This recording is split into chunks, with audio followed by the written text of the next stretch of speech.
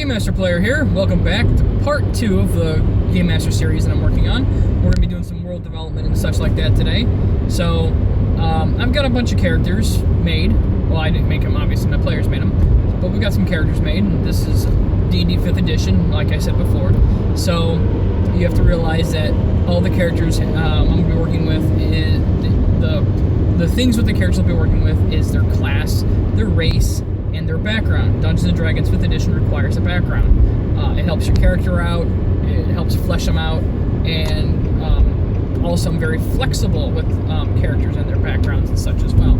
So we're going to take them from the top. I've got some really interesting ones to work with here, and some that are just kind of, you know, they're not bad. But the biggest one that I'm working with right now is a half-orc paladin. She, yes, I said she, is following a goddess. Like, I'm not messing with the gods and stuff. People get to make up their own. I'm not using anything traditional.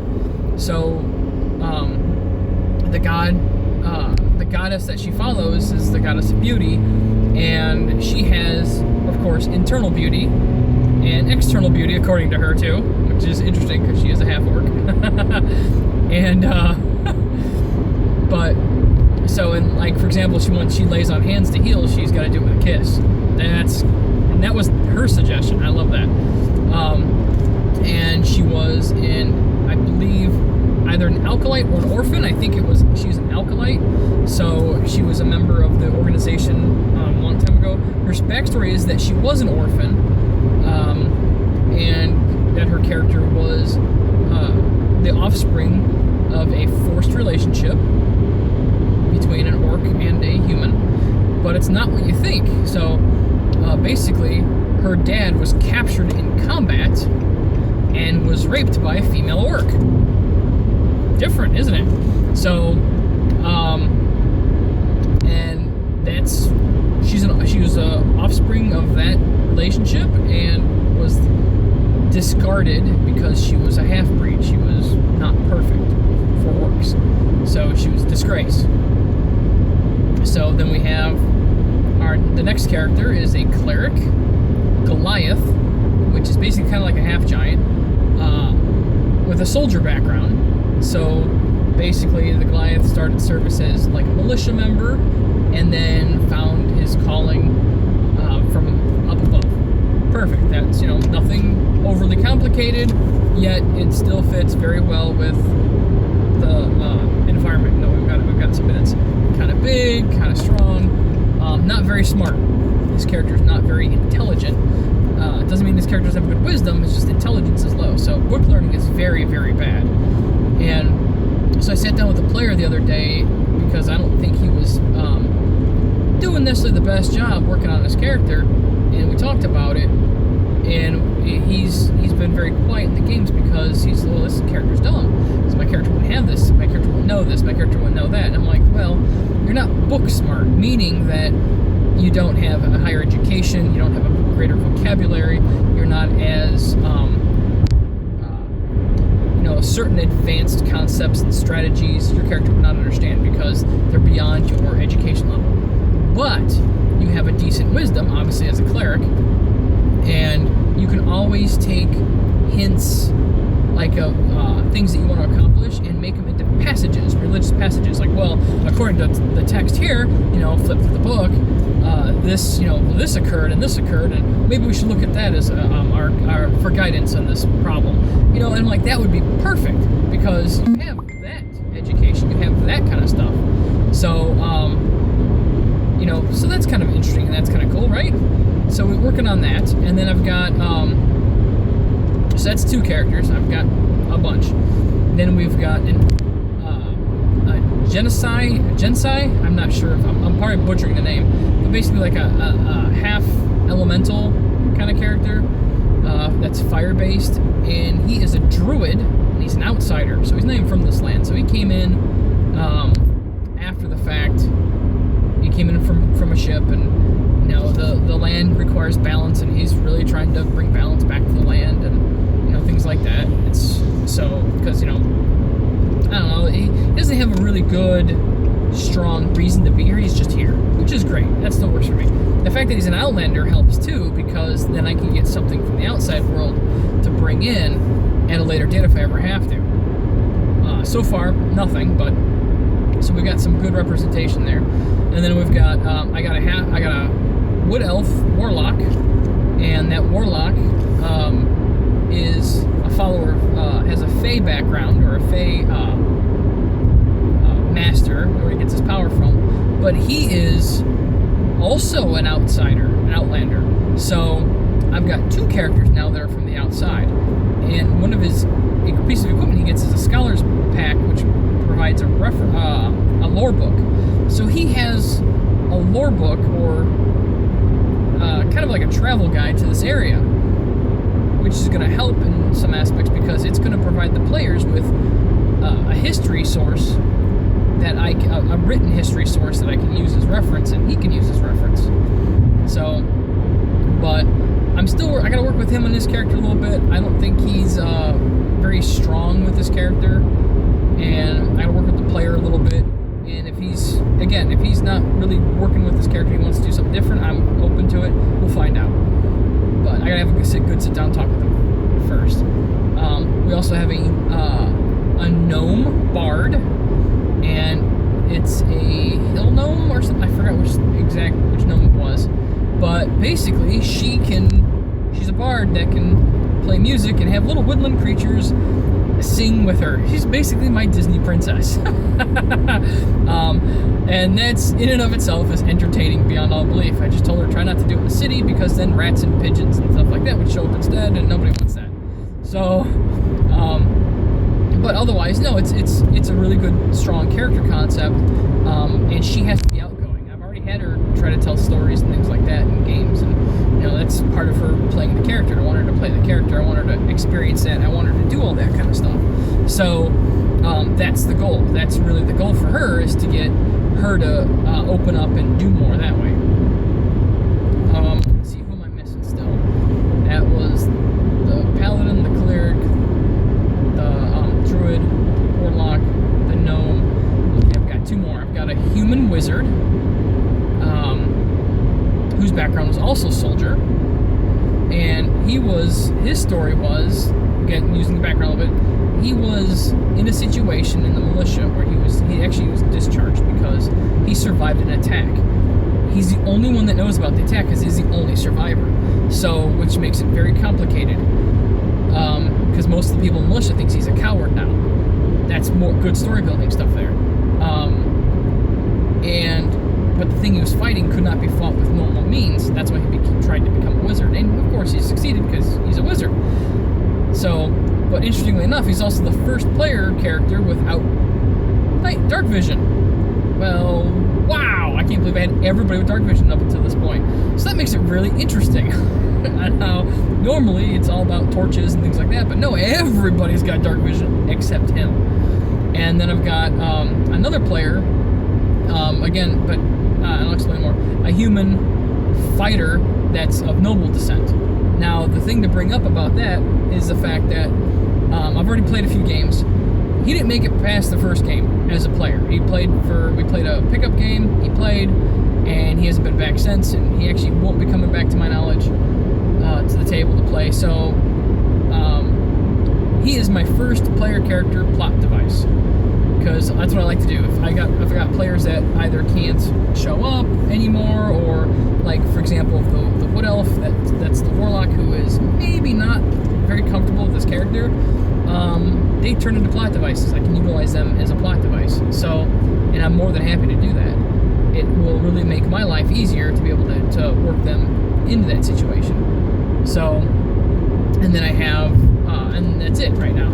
So, I've got all my player characters, and I'm starting to work on some details, of course, with their backgrounds.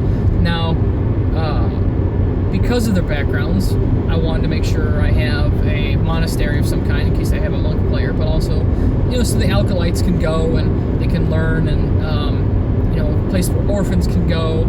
So, instead of just being dumped in the city necessarily for clerical backgrounds like that, I could do the monastery. And then I started digging up around how I wanted to do the towns and stuff, and I want to have a mining town, the main city, which is just going to be more town because they obviously need resources there. And I'm going to have a fishing village, which is also going to be the port. So that's it. That's how small the area is going to be. It's going to be very, very tiny. They're going to rely on, there's an area to the east. That's the mining town is to the southeast of the main, which is part of the mountain range. And because they don't have a lot of resources and stuff, criminals don't go to jail and rot. They actually go work. They do hard labor, and they can get back into society. So, or continue to do hard labor until they die. One of the two. And around that area, there's also a bog. Now, not a swamp, a bog. And there's a reason for that. It's because they're gonna have peat farming. I think that's the right term is farming. So that way there's fuel for the wintertime. So not just like coal or charcoal even, if they're going to use peat for fuel. So there is that I get to work with, as well as, you know, the occasional charcoal kind of a thing. And of course there's always magic. So I've got that going for me. As far as resources, they still have a source of wood. Again, the druid's going to be important to help the trees grow back and make sure the forests don't die, and because again they're not getting it from anywhere else. So lots of little things like that. I got to work on economics a little bit.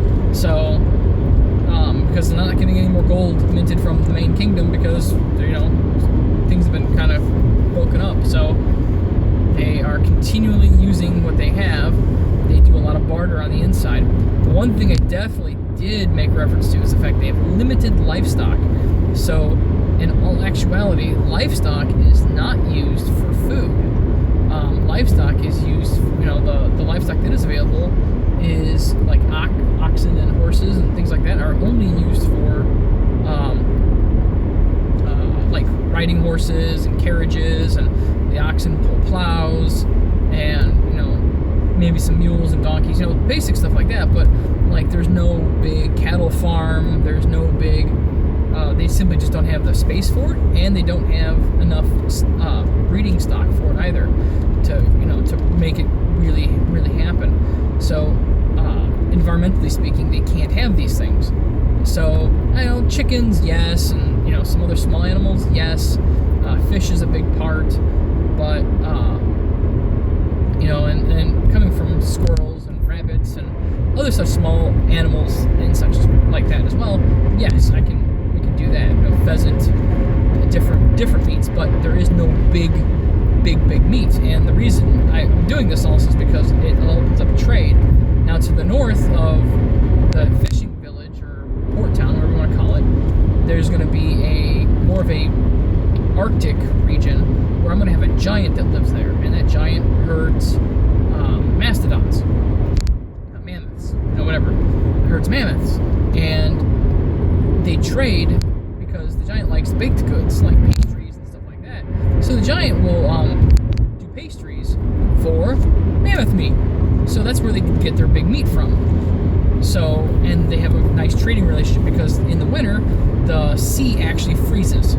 So they take ice sleds and they go across to visit the giant and trade with the giant, and that's how it works. They grow and the giant can't. So it's a nice relationship there. And there's going to be plot reasons later. I'll figure something out. I'm going to make a reason for all this.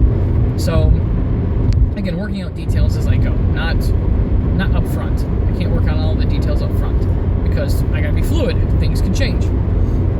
So I've got my towns. I might have a trading post here and there, or like a fur trapper spot, or what have you. So I'm still working on some of those details, but like the logging camp is to the west, the mine is to the east, the pass through the mountains is to the south, which there is a military base there, a garrison, but due to the last attack, the garrison is very under strength and not utilized heavily. So, but it's still there, and then to the north is the fishing village / port town. So I might have some smugglers here and there or pirates that might have a few spots. It depends, again, it depends on how, that's a great shite. It depends on how things are going to function as far as my needs require. So if I need to have pirates, I'll make a pirate cove. If I need to have Smuggler's Den, you know, whatever it takes. I'm not going to hammer out specifics of the map yet. Because again, this is a pickup game, so I want to be fluid on it. So I'm going to work on that, and I will work with the players a bit more. And as I get more story elements in, I'll let you guys know. Or sorry, let you all know. Guys, again with the guys thing. I'll let you all know. The one thing I did do, for example, like the wizard, his soldier background, he changed it so he can be proficient in longsword, because as a wizard you can't be.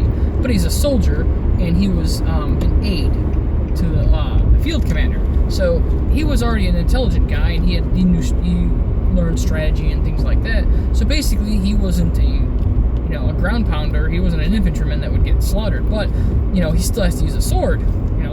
Officers use swords, and he's hanging out with the officers, kind of a thing. So he had to be proficient in sword. So he ended up getting that over, I think, proficiency in land vehicles. So he can't, he can't control a carriage or a wagon or anything like that. So, but that was a compromise. We make compromises on the backgrounds, we trade things out, make things, personalize it, make everybody have their own thing and their own feel.